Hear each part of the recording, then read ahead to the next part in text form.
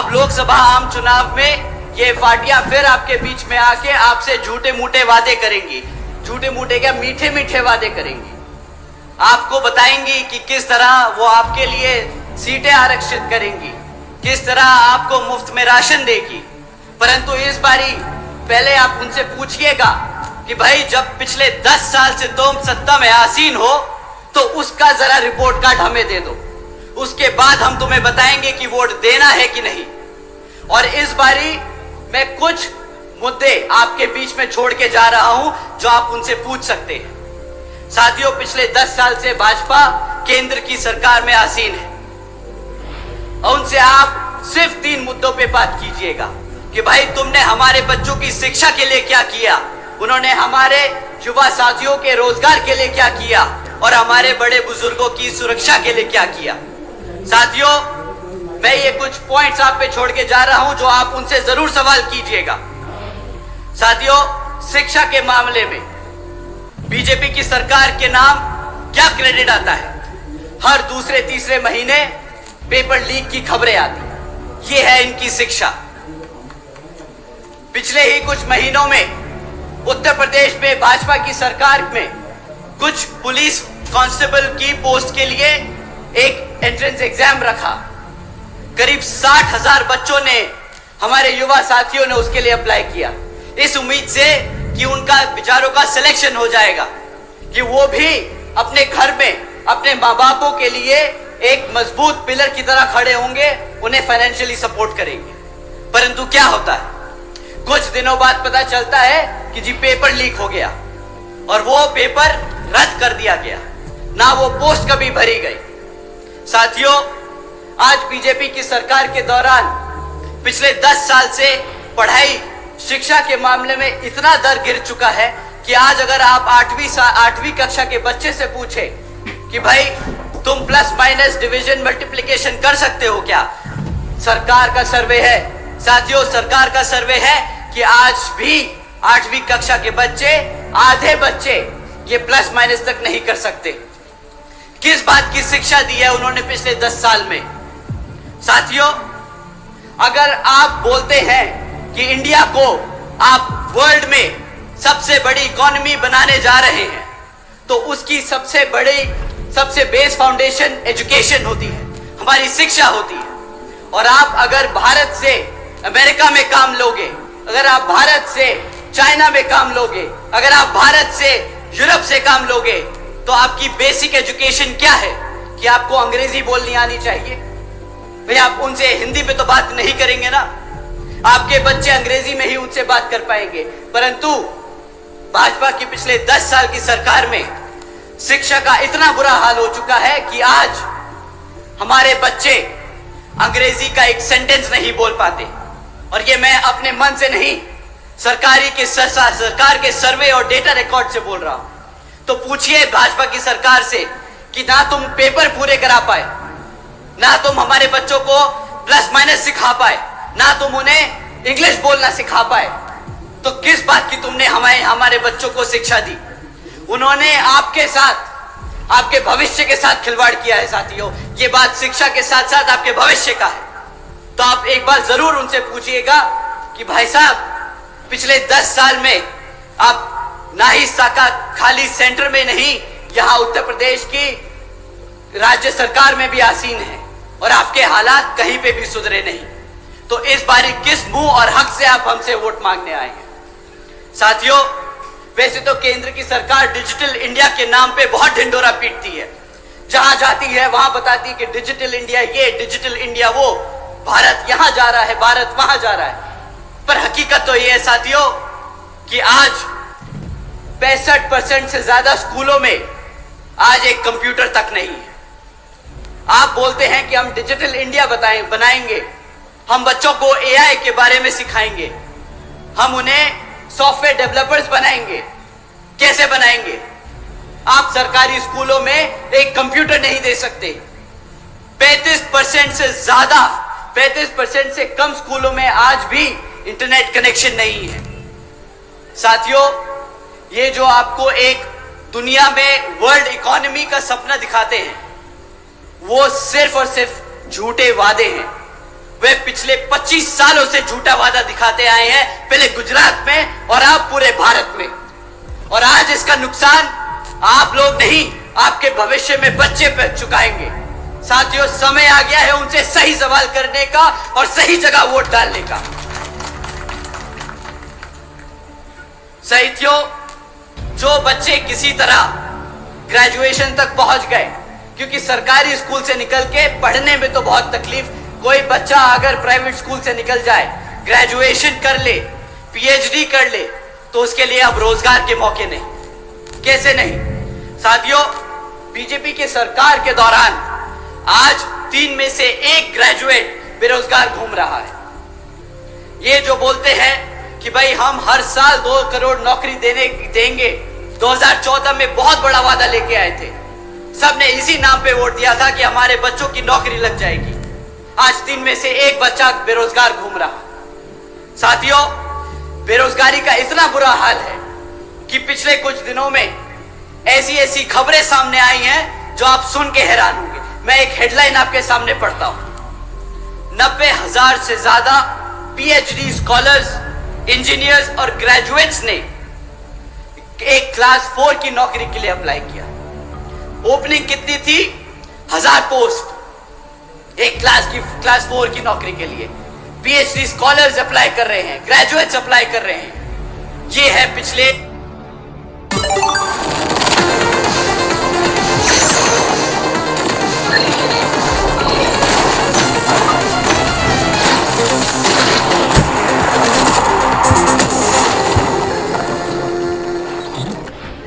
को मुफ्त में राशन देने का काम किया।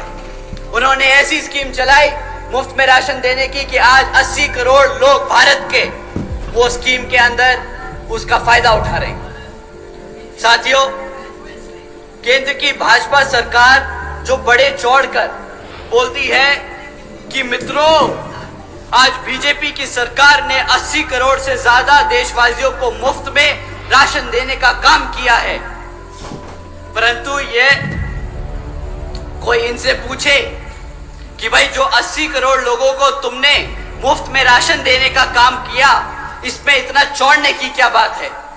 वो मुफ्त में राशन इसलिए तुमसे ले रहे हैं क्योंकि तुमने उन्हें रोजगार नहीं दिया है। पिछले कई सालों से तुम 2 करोड़ नौकरियों का वादा करते रहे और बताते रहे कि कितनी नौकरियां हैं। अगर नौकरियां होती तो क्या 80 करोड़ में से लोग भारत के आपके मुफ्त राशन पे डिपेंडेंट होते क्या? बताइए साथियों। और सबसे बड़ा धोखा, इस 80 करोड़ जनता को मुफ्त में राशन देने का हमारे टैक्स पेयर पे 2 लाख करोड़ का टैक्स बर्डन पड़ता है। ये खर्चा आपके टैक्स के पैसे से दिया जाता है। अब एक बात सोचिए, 2 लाख रुपए ये केंद्र की सरकार 2,500 रुपए 3,000 रुपए महीना राशन देने में खर्चती है। अगर ये आपको 20,000 रुपए की बेस नौकरी दे देती तो आज भारत की तरक्की 2 लाख के खर्चे से नहीं 20 लाख करोड़ के फायदे से होती। इन्होंने सही मायने में 2.5 लाख करोड़ का चूना नहीं लगाया अपनी जनता को, इन्होंने 20 लाख करोड़ का नुकसान किया है अपनी आवाम का। साथियों, सुरक्षा के मामले में इनके ऊपर कोई टिप्पणी ना ही करे तो अच्छा है। मैं इनके बस एक नोटिस के बारे में आपको बताता हूं, वो आपको इनकी सेफ्टी सिक्योरिटी के बारे में सही तरीके से समझा देगा। यहां के मुख्यमंत्री जी एक दिन नोटिस जारी करते हैं कि आज से लड़कियों को शाम को 8 बजे के बाद से प्राइवेट इंस्टीट्यूट्स में क्लासेस लेना मना है। क्यों? क्योंकि वो अपने बच्चियों की सुरक्षा नहीं कर सकते। अब साथियों, जो ऐसी गाइडलाइंस पॉलिसीज इशू करे, उसके राज्य में, उसके रहते हुए इस प्रदेश में कौन सी बेटी सुरक्षित होगी? आप अगर अपने बेटी बच्चों को सुरक्षित नहीं रख सकते तो आप क्या हमारे बड़े बुजुर्गों को सुरक्षित रखेंगे? साथियों, ये लोग गर्व करते हैं, इनको बहुत अच्छा लगता है जब इनको लोग बोलते हैं कि ये बुलडोजर की सरकार है। इन मूर्खों को पूछो कि अगर बुलडोजर की सरकार से चीजें टूटती हैं तो तुम्हें वहां सत्ता में बिठाने का काम इस जनता ने जो किया था, यहां पे इस प्रदेश को बनाने के लिए किया था, ना कि तोड़ने के लिए। इन लोगों में इतनी भी समझ नहीं कि बुलडोजर का सरकार का किताब लेके गर्व की बात नहीं, ये शर्मिंदगी की बात है कि जो तुम पे ये पूरी आवाम ये आरोप लगा रही है कि तुम बुलडोजर की सरकार हो। साथियों, इनकी फाइनेंशियल विजडम, इनकी अंडरस्टैंडिंग ऑफ फाइनेंशियल नॉलेज, ये कितने अच्छे हैं भारत के व्यापार में, ये मैं आपको एक और स्टेटस, एक फैक्ट के बारे में एक फैक्ट बताता हूं, और उससे ज्यादा मैं उस पर कुछ नहीं कहूंगा। साथियों, जब केंद्र की सरकार में भाजपा आसीन हुई थी, तो केंद्र की सरकार पे 58,60,000 करोड़ का कर्जा था। आज 2024 में ये 58,60,000 करोड़ का कर्जा बढ़कर आज 152 लाख करोड़ हो चुका है। इतनी ही अच्छी इनकी फाइनेंशियल नॉलेज है, इतना ही अच्छा इनका बिजनेस सेंस है। ये इंडिया को भारत देश में एक लार्जेस्ट $5 ट्रिलियन इकोनॉमी की बात करते हैं। अगर कर्जे पे चौड़ना है तो भाई साहब, हमें ऐसी सरकार और ऐसा चौड़ नहीं चाहिए। हम चाहते हैं कि हमारे बच्चे को रोजगार मिले, हम चाहते हैं कि हमारा बच्चा हमारे घर में पैसा लेके आए और बोले कि माँ, तेरे को बाहर सरकार के फ्री खाने राशन की स्कीम पे जरूरत नहीं है, मैं तेरे लिए कमा सकता हूं। इन्होंने साथियों हर स्तर पे आपके साथ धोखा किया है, और अब आपका समय आ गया है इनसे सवाल करने का कि भाई किस तरीके से तुम सरकार चलाते आए हो। अब समय आ गया है इनको इनकी हरकतों के लिए अकाउंटेबल होल्ड करने का। साथियों, ये लोग पिछले 10 साल से आपके साथ हैं, ये 10 साल से आप पे राज करते आए हैं, और आज भी जब ये आपके बीच में आएंगे तो अगले 15 साल का सपना दिखाएंगे। ये अपना पिछले 10 साल का रिपोर्ट कार्ड नहीं देंगे आपको। साथियों, मैं बहन जी का गवर्नेंस मॉडल आपके सामने रखता हूं। हम 2007 में सत्ता में आए थे और हम 2012 तक सत्ता में थे, पर आज भी बहन जी के ऊपर से गाइडलाइंस है कि आप आगे आने वाले 5 साल के लिए क्या करेंगे वो नहीं बताएंगे। आपने पिछले 5 साल में क्या किया आप वो बताएंगे। जनता को पता होना चाहिए कि आपकी कार्यशैली कितनी मजबूत है, वो आपके भरोसे पे वोट दे, आपके काम पे वोट दे। तो साथियों, मैं आपके सामने बहन जी के कुछ काम आपके सामने रखता हूं, और आप ही डिसाइड करना कि आपके लिए, आपके बच्चों के लिए सही नेता कौन है। बहन जी के गवर्नेंस मॉडल के तहत साथियों, बसपा की सरकार ने महामाया गरीब बालिका आशीर्वाद योजना चलाई थी, जिसके तहत 3,25,000 बच्चियों को 1-1 लाख रुपए देने का बहन जी ने काम किया था। साथियों, बहन जी ने अपनी सरकार में 3,250 करोड़ रुपए अपनी बच्चियों को 1-1 लाख रुपए देने का काम किया जब वो पैदा हुई, ताकि जब वो 18 साल की हो तो उनको अपने माँ बाप या अपने किसी भाई बहन पे डिपेंड ना होना पड़े, वो अपने पैरों पर खड़ी हो सके। देश में पहली बार पैदा होते ही बच्ची 1 लाखपति बनी थी बहन जी के शासनकाल में। साथियों, बहन जी के गवर्नेंस मॉडल के तहत बीएसपी की सरकार ने सावित्रीबाई फूले बालिका शिक्षा योजना चलाई थी, जिसके तहत 7 लाख से ज्यादा बच्चियों को 12वीं तक की शिक्षा फ्री में प्राप्त कराई गई। यहाँ पे बहन जी ने फ्री में राशन नहीं बांटा, यहाँ पे बहन जी ने फ्री में शिक्षा बांटी है। आप सब जानते होंगे बाबा साहब क्या कहते थे। बाबा साहब कहते थे, अगर कोई शिक्षा प्राप्त कर ले, शिक्षा क्या होती है? शिक्षा शेरनी का दूध होता है, जो एक बार पी ले तो सिर्फ दहाड़ता है और दहाड़ता ही रहता है। बहन जी ने अपने प्रदेश में हर एक बच्ची को एक शेरनी बनाने का काम किया। साथियों, इस स्कीम के दौरान बहन जी ने अपनी बच्चियों के लिए 600 करोड़ रुपए खर्चे थे। हमने कभी इधर उधर पैसा नहीं उड़ाया।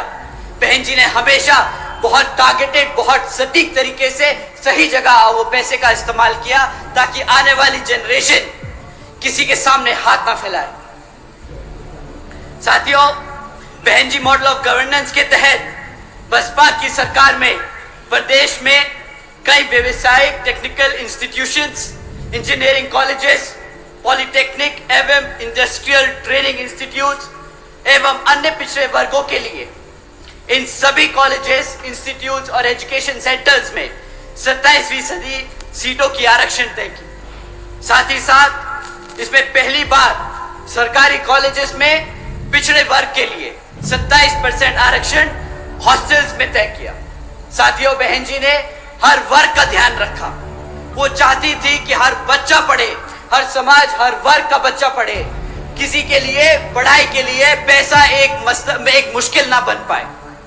यहाँ पे पिछले 10 साल से कांग्रेस, बीजेपी की सरकारें चलती आ रही हैं विभिन्न प्रदेशों में, और सत्ता में केंद्र में भाजपा की सरकार। क्या आप उनसे पूछिए कि भाई तुम फ्री की राशन की बात करते हो, कितने कॉलेजेस बनवाए तुमने, कितने कॉलेजेस चल रहे हैं, कितने बच्चों को तुमने पढ़ाया? सवाल आपके भविष्य का है साथियों। आपके आज वोट डालने से आपके बच्चों का भविष्य बदलेगा। आप लोगों ने अपना जीवन जी लिया है, आज आपके बच्चों के लिए आपको लड़ना होगा। साथियों, बहन जी के मॉडल ऑफ गवर्नेंस के तहत बसपा की सरकार ने सरकारी नौकरियों के साथ साथ देश में पहली बार सरकारी ठेकों में भी आरक्षण की व्यवस्था तय की। हमारे लोग, पिछड़े वर्ग के लोग, बहुजन लोग खाली सरकारी नौकरियों में आगे नहीं बढ़ेंगे, वो प्राइवेट सेक्टर में भी आगे बढ़ेंगे। वो अपने पैरों पर बिजनेस खड़ा कर खड़े होंगे। साथियों, वो अपने आप को नौकरी मांगने नहीं, नौकरी देने लायक बनेंगे। बहन जी ने हमेशा से आप सबके लिए, हमेशा आगे के लिए सोच के काम किया। साथियों, बहन जी के मॉडल ऑफ गवर्नेंस के तहत बसपा की सरकार ने कृषि व संबंधित कार्यों में सबसे पहले मिनिमम वेजेस को 55 रुपए से बढ़ाकर 100 रुपए प्रतिदिन किया। साथियों, साथ ही साथ अन्य पिछड़े वर्गों के लोगों की क्रीमी लेयर की वार्षिक आय 3 लाख रुपए से बढ़ाकर 5 लाख रुपए कर दी, ताकि उन सभी लोगों को फाइनेंशियली लाभ हो सके। साथ ही साथ बहन जी के मॉडल ऑफ गवर्नेंस के तहत बसपा की सरकार में 90,000 से अधिक शिक्षकों को सरकारी नौकरी दी गई। 1 लाख से अधिक सफाई कर्मचारियों को सरकारी नौकरी दी गई। 2 लाख से अधिक जवानों को पुलिस फोर्स में भर्ती किया गया। और साथियों, अपने 5.5 साल के शासनकाल में 6 लाख से अधिक अपर कास्ट समाज के सभी कमजोर लोगों को विभिन्न सरकारी नौकरियों पे, पदों पे नियुक्त किया गया। और साथियों, आप जानकर हैरान होंगे, ये सारे काम बहन जी ने तब किए जब पूरी दुनिया आर्थिक मंदी के दौर से गुजर रही थी। इसे कहते हैं फाइनेंशियल इंस्टीट्यूशन, फाइनेंशियल नॉलेज की एक सेंसिबल तरीके से गवर्नमेंट रन करना। साथियों, बहन जी ने कभी सरकारी खर्चे से अपनी सरकारी नीतियों को चमकाने का काम नहीं किया। जो आप सब जानते हैं, भाजपा बखूबी जानती है। 100 करोड़ सैंक्शन करेगी पॉलिसी के लिए, उसमें से 75 करोड़ रुपए उसको एडवर्टाइज करने के लिए खर्च देगी। बहन जी ने कभी ऐसे काम नहीं किए। उन्होंने आपके टैक्स के कमाए हुए पैसे को बखूबी समझा कि वो कितनी मेहनत से कमाया जाता है, और सब जगह वो बांटने का काम किया, क्योंकि वो हमेशा से चाहती हैं कि बाबा साहब और मान्यवर साहब श्री काशीराम जी के सपनों को वो इस प्रदेश में नहीं बल्कि पूरे देश में लागू करके उनके सपने को पूरा कर सके। साथियों, मैं दिल से ही नहीं बल्कि दिमाग से भी आपसे बोलूंगा कि काम ले इस बारी। दिल से आदमी भावुक होके बोलता है, भावुक होके एक्शन लेता है। कभी लगता है कि यार मेरे समाज के, मेरे परिवार के, मेरे दोस्त यार के यहाँ घटना हुई तो मैं भी उसके साथ जाके खड़ा हो जाऊं, मैं भी आंदोलन करूं, मैं भी पुलिस से झगड़ूं, मैं भी एसपी और डीएम से लड़ूं कि उसको न्याय मिलना चाहिए। साथियों, ये भी तरीका होता है, बट ये कभी बीएसपी का तरीका नहीं रहा। कभी भी बीएसपी के लोग सड़क पे उतरकर किसी से लड़ाई झगड़ा नहीं करें। हमारे लोगों ने हमेशा सूझबूझ और दिमाग से काम लिया। बहन जी ने हमेशा समझाया कि साथियों, सड़क पे उतरकर झगड़ा कर कर आपको आपके लोगों के लिए न्याय नहीं मिलेगा। आपको अपने समाज के लोगों के बारे में और अपने समाज को जागरूक करके वोट डाल के अपने लोगों को तख्ता में बिठाकर उन लोगों के लिए न्याय मिलेगा। साथियों, पिछले कुछ सालों से आप लोगों के बीच में इन विरोधी पार्टियों ने किस्म किस्म के लोग छोड़ रखे। अब नाम लेके उनको बताना क्या, उनको हवा देने की कोई जरूरत नहीं, पर वो आप लोगों को कुछ इस तरीके से भटका रहे हैं, वो मैं काम आपके सामने रख देता हूं और आपको बोलता हूं कि आपसे विनती करता हूं कि उनके चक्करों में ना पड़े, क्योंकि एक बार आप उनके चक्करों में फंस गए तो फिर वहां से निकालना बहुत मुश्किल होगा। साथियों, यह आदमी अपने आप को मसीहा बताता है। यह आदमी कहता है कि मैं सड़क पे उतरूंगा अपने समाज के लिए, आंदोलन करता है, झगड़ता है, लड़ता है, हमारे युवा साथियों को लेके पहुंच जाता है। फिर क्या होता है, हमारे युवा साथियों पे मुकदमे होते हैं और जैसे ही मुकदमे होते हैं वे बेचारे ढूंढते फिरते हैं कि भाई साहब हमें बचाओ। वो आदमी फिर यहां से छोड़ के दूसरी जगह भाग जाता है, वहां पे आंदोलन करता है और इस कारवां में हमारे सभी युवा साथियों पे मुकदमे दर्ज कराता जा रहा है।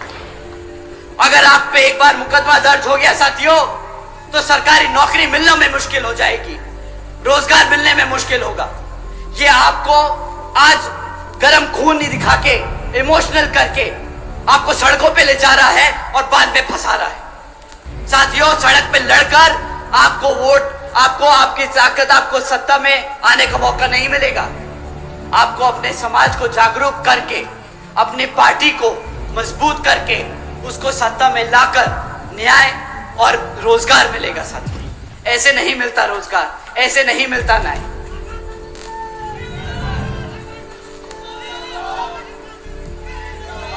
साथियों, अभी पिछले कुछ दिनों में इस व्यक्ति ने अपनी पूरी जी जान लगा दी कि वो इंडिया अलायंस में घुस जाए। किसी तरह अगर इंडिया अलायंस में घुस गए तो भाई अपनी एक सीट निकाल लेंगे। बेचारा घबराता है कि अपने आप लड़ना पड़ जाए तो जमानत जब्त हो जाएगी। परंतु साथियों, बेचारे की किस्मत इतनी खराब कि इंडिया अलायंस में होके भी बेचारा बेघर घूम रहा है। पूछ रहा है कि साला कोई एक सीट तो दे दे भाई। अब अपनी खुद की पार्टी से लड़ना पड़ रहा है।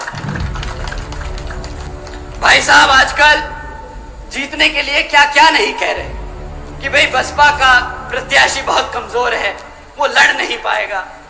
हमारे प्रत्याशी जी से मैं एक बार रिक्वेस्ट करूंगा कि जरा सामने आए। आइए आप सर। अब बताइए साथियों, अगर हमारे प्रत्याशी आपको कमजोर लग रहे हैं, अगर आपको हमारे प्रत्याशी किसी भी तौर तरीके से लग रहे हैं कि वो आपके बीच में खड़े होकर आपके हकों के लिए नहीं लड़ सकते, तो साथियों आप यहाँ पे अपने हाथ ना उठाएं। परंतु अगर आपको लगता है कि हमारे प्रत्याशी उतने ही मजबूत है जितना हमारा कैडर, उतने ही मजबूत है जितने हमारे कार्यकर्ता, तो आप सब अपने हाथ उठाएं और बताएं कि यहाँ पे सामने वाले की जमानत जब्त होने वाली है और यही प्रत्याशी उसको वो मुंहतोड़ जवाब देने वाले हैं।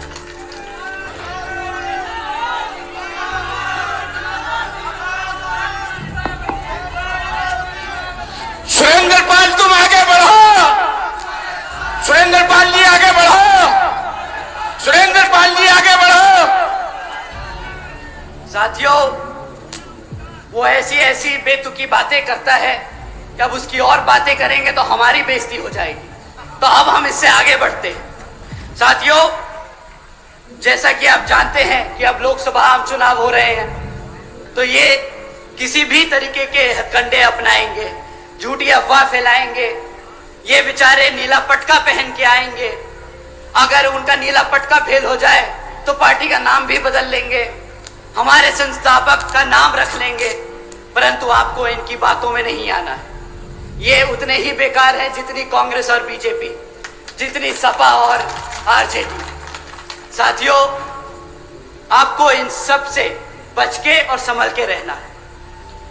ये बहुत जरूरी है कि आप लोग अपने पार्टी के मूवमेंट को मजबूत करते चले और लोगों में आपके कार्यकर्ता, आपके प्रत्याशी के बारे में सही बातें आगे रखते रहें और सबको बताते रहें कि आपको इस बारी हाथी के सामने वाला बटन दबाकर यहां पर बहन जी के हाथ मजबूत करने का काम करना।